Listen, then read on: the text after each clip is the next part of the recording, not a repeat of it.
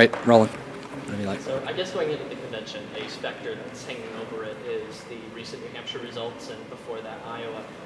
But with New Hampshire having two people who you would associate with populism and who've benefited a lot from that, Bernie Sanders and Donald Trump, how do you think that those changed demographics, and especially how Bernie Sanders won the millennial vote, so I believe by a 70-point margin, how do you believe that that relates to the points that you're trying to make in regards to getting millennials to start supporting the Republican Party?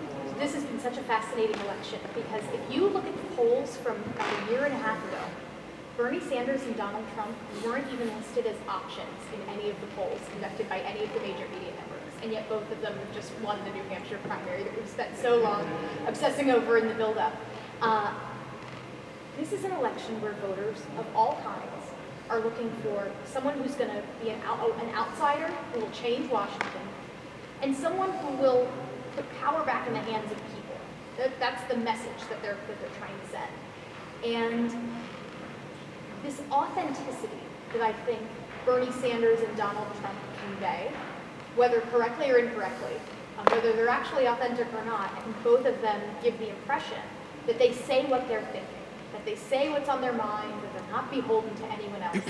And I think that allows both of them to either hold positions that ideologically are way outside the mainstream, in the case of Bernie Sanders identifying as a socialist, in the case of Donald Trump holding some positions that are quite extreme on things like immigration.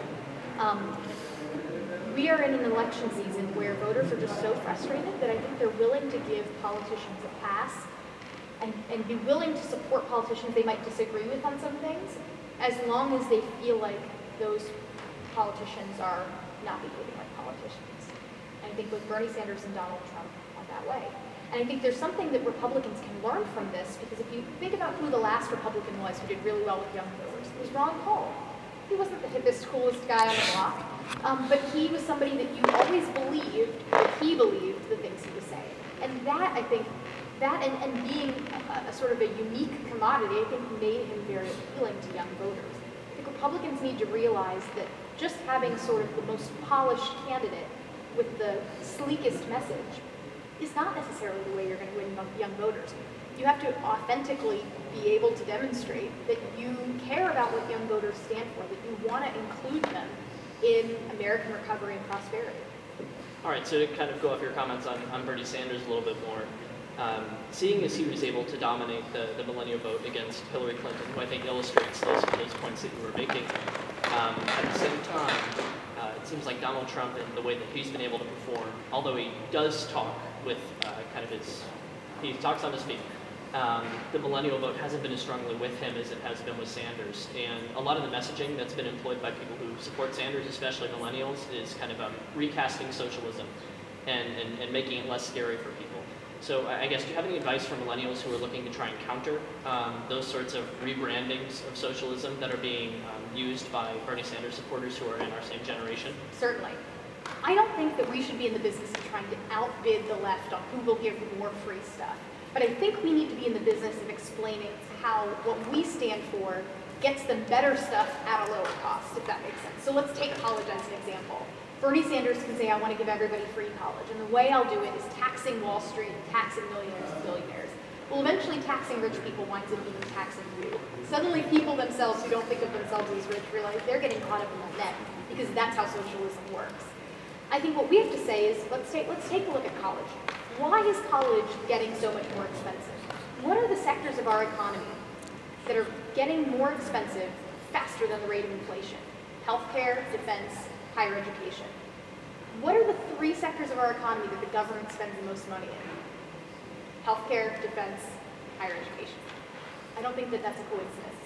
I think when you don't have market forces at play, you don't wind up with high quality and low cost. Sometimes you're sacrificing one, sometimes you're sacrificing both. And I think we need to talk about how greater competition, more market forces, better choices, empowering new models of higher education, rather than sort of a government one-size-fits-all top-down approach to things like student loan finance, are the better way forward. I've seen Marco Rubio, for instance, talk about new ways to do student loans, new approaches to things like job training for someone who maybe doesn't need a 4-year degree in some kind of subject that, while it may be lovely for us to have people in our society with that liberal arts background, it's hard to get a job, we provide job training for folks, so that they can participate more fully in the economy and not come out with tons of debt. I think we need to be very clear about what we're for, and it's so easy to try to brand the right as the Grinch, mean guys who, well, we don't want you to have free college. The reason isn't because we don't want people to have affordable college. It's because we think there's a better way, and I think we need to be in the business of saying what our better way is. Another issue that's been very popularly endorsed by a lot of millennials, or at least on college campuses, is that of political correctness and trigger warnings and microaggressions as an expression of caring for the sensitivity of people who are perceived to be historically disadvantaged. And how do you believe that this issue, particularly on college campuses where it's starting to come into conflict with other students who are attempting to express their opinions or just exist, how do you believe that millennials can, who are conservative, can both flourish and try to combat political correctness, especially when it's being advanced by the institution itself? It's not going to be easy. I wish I had an easy answer. I think that this phenomenon you're seeing that's coming up in a lot of these headlines is, first of all, confined mostly to college campuses. I've not seen sort of widespread polling data suggesting that all millennials sort of feel this way. I think there's something about the campus environment that's really fostering it, and I suspect it has a little something to do with, no offense to any liberal faculty members, but I suspect that has more than a little bit of something to do with it. I think we're in a moment of overreach almost, where you're going to have a lot of students who maybe never have thought about politics and free speech before, but who suddenly start to find the things that they're thinking being policed, that suddenly they're engaging in thought crimes. And I think it's important for conservatives to sort of hold the line and be that voice for, we are actually all about freedom. Too often I think the right gets criticized as being, you're a movement that wants to tell people what they can and can't do. The conservatives are all about telling people that they can't be free. This example of free speech on campuses is the perfect example of how the right is actually in favor of more individual liberty. Government, nobody should be telling you what you can and can't do. It's a perfect example of us being on the side of freedom, and I think holding the line and not backing down and being brave is so important, more important now than ever.